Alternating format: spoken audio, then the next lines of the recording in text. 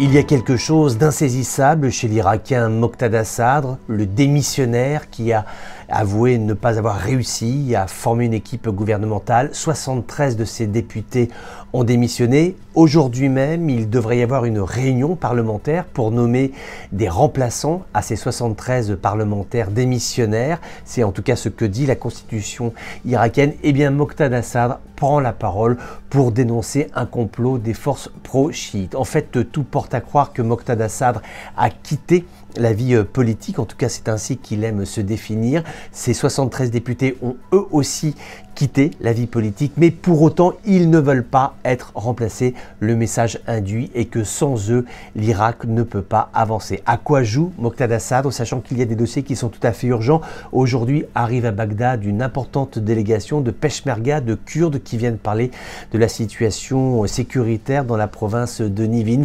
Il y a tous les problèmes qui sont aussi liés à l'accès à l'eau. On va rentrer dans la période de l'été. La sécheresse va être tout à fait importante. L'Irak a besoin d'un exécutif. Or, aujourd'hui, Moqtada Sadr et ses parlementaires font tout pour bloquer le système politique. C'est paradoxal parce qu'on peut penser ce que l'on veut de l'homme, mais il est tout à fait exact.